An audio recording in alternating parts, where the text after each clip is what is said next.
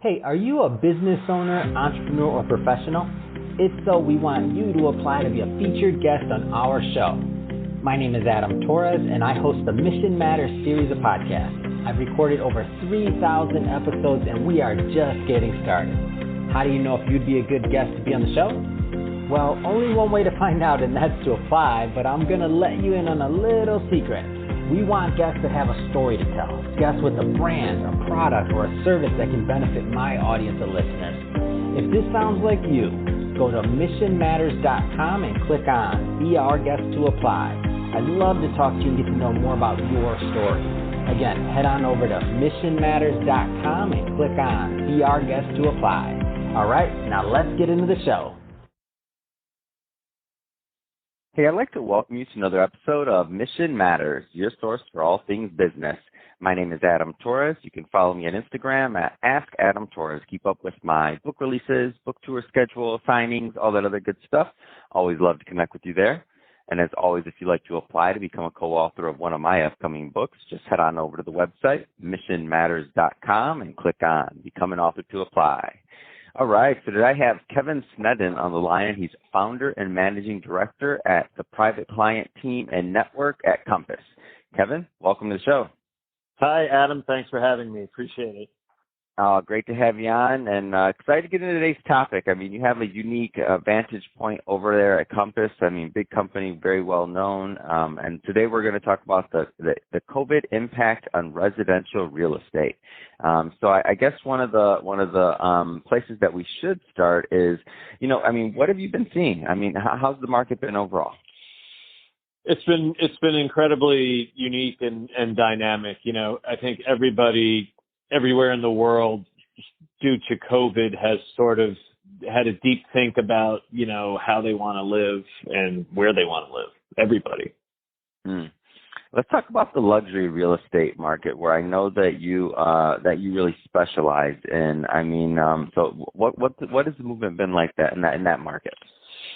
Yeah, so the luxury market, where the buyers and sellers are, have wherewithal, they have a freedom to move about, so if the if the quality of life isn't ideal and where they are, like for example in Manhattan, which COVID was really centered around New York City, back in March and April of 2020, people with wherewithal exited Manhattan. They went to the Hamptons and Aspen and Palm Beach, and just really that living conditions weren't ideal, so they sort of moved the party elsewhere. Yeah. No, totally, and I see that, and I've heard that, and I mean, we read about New Yorkers leaving the city. Now I guess as we're recording this, by the way, so for our listeners, so recording this towards the end of May, and so numbers in certain cities are down. Like, have you noticed people coming back a little bit more? I mean, or are we? What has been your pulse on the market? People, a lot of people made permanent moves because of COVID, but a lot of people made temporary moves. So the people that made temporary moves, for example, a lot of New Yorkers went out to the Hamptons, and they went to Palm Beach and Aspen, and they've now discovered that those are great areas to vacation in, but those are maybe not the right place to live permanently. So now when New York is pretty much back open for business, we're seeing people, come back, and the New York real estate market has really rebounded in the last 90 days. It's really like a hot market now. It's joined the rest of the country, in terms of the luxury markets that all seem to be on fire right now. And we're incredibly busy in New York, and we expect by this September, which is when most of the big companies are calling all their employees back to the office, that New York's going to be like fully open, this fall. So we're excited about that. Wow, finally, that is exciting. And I'm in LA, and I can feel like the energy's different. Things are to be interesting to see what happens over this holiday weekend we're going into. But energy is different. A lot of people have come back, and it just feels like everything's opening back up. So it'll be interesting to see how all of this plays out. So there's so if somebody's out there right now and they're in the market, I mean, what are some of the necessities that buyers would require due to COVID, or what are some of the things they should know? Yeah, I think this is like a permanent sort of paradigm shift. I think in buyers' mindset, people's mindset, they, feel like there could be another pandemic in, next year and 3 or 5 years. So I think people in their minds want to be equipped for that. Now, there are some people that their definition of that is they live in a city, they have to have a weekend house, right? And there are some people that say, no, I don't want to live in an apartment anymore. I don't want to have to deal with another lockdown. So I need a house. And then if someone's already in a house, chances are they need a larger house because they need a place for their kids to homeschool. They need a place to work. They need a home gym. They need a home theater for entertainment. So people want so much more out of their homes these days. It's really incredible. And so people are making moves accordingly in every market in the country. Yeah, who would have thought you need a homeschooling room now in terms of like maybe you would have thought sending to private school, other things, but what happens when everything's gone? It's a really, really different shift in mindset. And I like how you said the home theaters and things like that, because I went to theater the other day and watched a new movie that came out, and I'm like, wow, it feels so interesting to be in a theater again. It's like it was like a whole new experience, and I'm like, I don't know which one I like better. I mean, I'm here, it's new, and it feels good to be back. But you're right; it is a different thing. It's interesting. What are some of the hot luxury markets that you're seeing due to COVID? Just whether it's in New York area or just nationwide, what are you seeing there on just hot markets? Yeah, there's sort of like two dynamics going on in terms of like ultra wealthy people. They've sort of descended upon Tony markets where they're in a little safe bubble. Right? So Palm Beach, Aspen, the Hamptons, even Greenwich, Connecticut. So these, like I said, these Tony markets, they're ultra high end, and people feel safe there, right?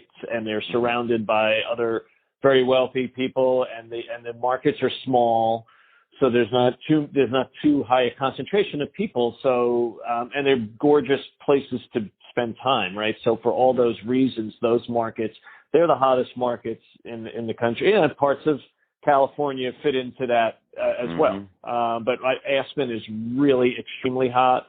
Palm Beach is really extremely hot. Parts of LA and places like Greenwich and out east in the Hamptons. And then there are other markets, like Austin and Nashville, where Austin's become kind of a tech hub. It's been drawing a lot of people from California, and every market in Texas. And then if you go to Florida and Tennessee, no state income tax, lower cost of living, nice weather, the fact that you can work remote has freed up people to make moves to those markets as destinations that they've always considered living in. So those markets are really hot right now. Awesome.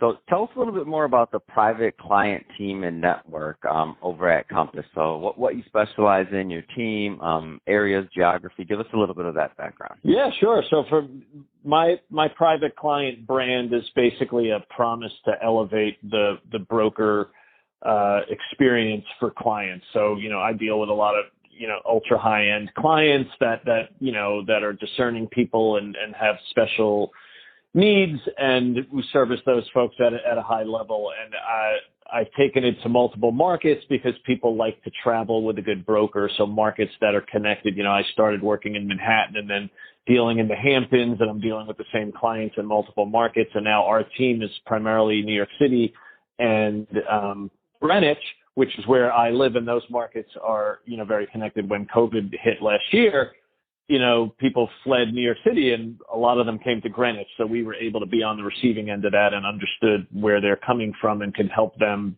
whatever they needed to do to, sell or rent their homes in New York City and then find them a new home in Greenwich.